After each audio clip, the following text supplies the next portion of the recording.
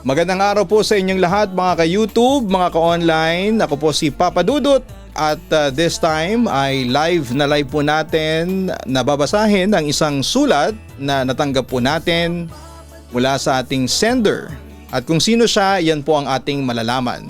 Pero bago yan, huwag kalimutan na mag-like, mag-share at mag-subscribe. No? At hanapin din po yung ating Kaistorya YouTube channel para po sa mga horror stories. At syempre yung pong Gianna Vlogs.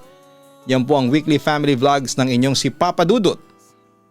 Para sa ating episode ngayong araw na ito sa ating Papa Dudut short stories version ha.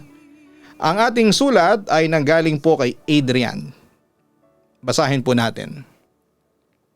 Dear Papa Dudut, magandang araw po sa inyo. Matagal na po akong tagapakinig ng inyong programa at ngayon ko lamang po nahanap ang lakas ng loob para ibahagi ang kwento ng buhay ko.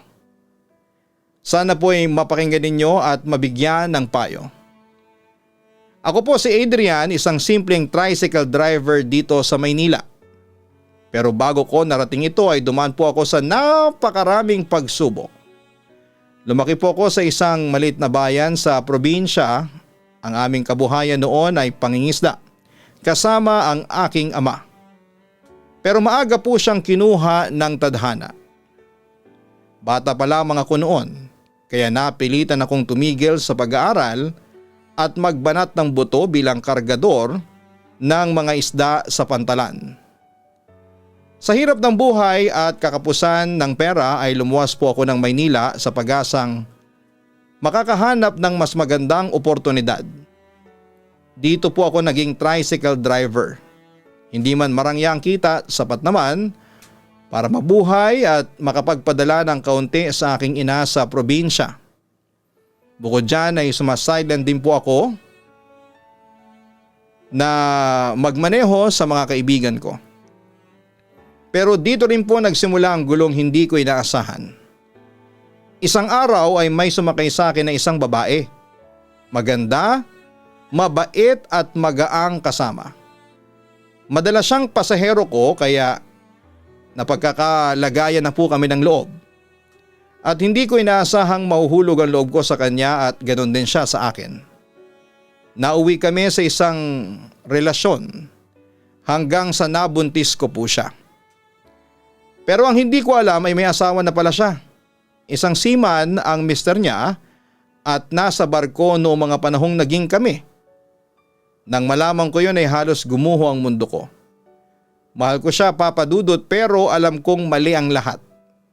Ngayon ay hindi alam ng asawa niya ang nangyari at ako ay nabubuhay sa takot at konsensya. Papa Dudut, ako po ay humihingi ng payo. Ano po ba ang dapat kong gawin? Aamin ba ako at tatanggapin ang magiging kapalit ng aking mga kasalanan? O lalayo na lamang ako para hindi na masira ang pamilya nila kahit na may anak na kami? Hindi ko po alam kung ano ang tama sa ngayon pero gusto ko pong tahakin ang mas makataong daan kahit na masakit. Lubos na gumagalang, Adrian. Alam mo Adrian, una sa lahat ay saludo kami sa iyong katatagan sa buhay at sa pagnanais mong itama ang mga pagkakamaling nagawa mo. Hindi madali ang pinagdaanan mo at mas lalong hindi madali ang kinakaharap mong problema sa ngayon. Sa ganitong kaso, ang pinakamakatawa at matinong hakbang ay ang pagharap sa katotohanan. May batang sangkot dito at karapatan ng bata na makilala ang kanyang ama, which is ikaw, no? Pero kailangan mo rin itong gawin ng may respeto at pag-iingat lalo na't may ibang pamilya na sangkot ang babae na yung nabuntis. Kung talagang nais mong itama ang lahat ay dapat itong dumaan sa maayos at tahimik na paraan. Kausapin mo yung babae, no? At magkasundo kayo kung paano haharapin ang sitwasyon para sa kapakanan ng batang inyong nagawa. Pwede kang magsustento at ipaalam ninyo sa asawa niya ang pagkakamaling ito para humingi ng patawad sa pamamagitan ng mapagkakatiwalaang mediator. Pwede kang humanap ng common friend or kung sinong tao na pwedeng pakinggan ng lalaking seaman. para maging tagapamagitan sa inyo. Hindi mo kailangang umalis o tumakbo, sa halip ay piliin mong maging matatag, responsable at makatao sa bawat desisyon. Kung totoo ang pagsisisi mo at totoo rin ang pagmamahal mo sa anak mo, humingi ka ng sorry sa asawa ng babaeng nabuntis mo. Hindi para sirain ang pamilya ng iba kundi para itama ang naging pagkakamali at masiguro ang kinabukasan ng batang walang kasalanan.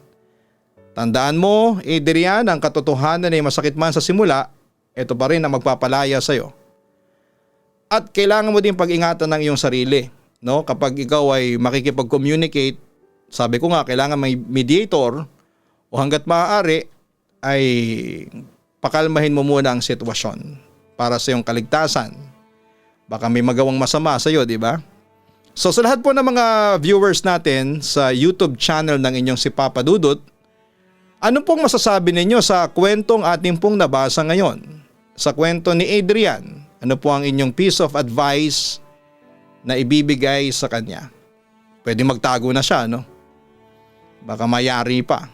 Pero ang sabi ko nga sa kanya, kailangan mong harapin itong gusot na ito dahil kapakanan na nung anak mo doon sa babae, bagamat meron siyang asawa, at ang pinakamainam ay humingi ka ng sorry sa mga taong nasaktan mo. Again, huwag kalimutan na mag-like, mag-share at mag-subscribe at abangan ang susunod na Papa Dudut Stories short version. Pwede nating sabihing Papa Dudut short stories, di ba? Once in a while ay meron po kami mga ganito. Maraming salamat po sa inyong lahat.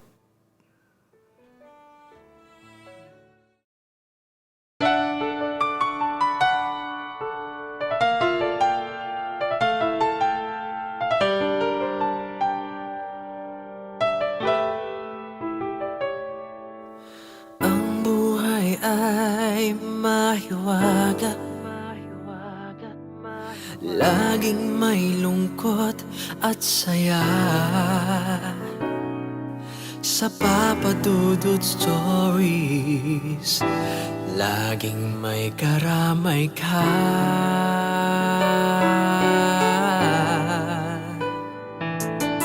Mga problemang kaibigan, dito ay pakikinggan ka. Sa Papa Dudut Stories, kami ay iyong kasama. Dito sa Papa Dudut Stories, ikaw ay hindi nag-iisa.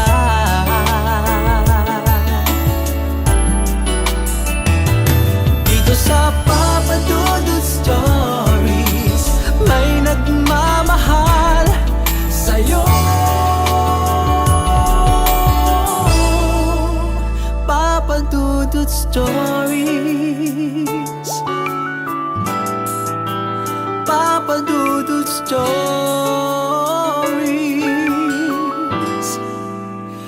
Papa Dudut Stories.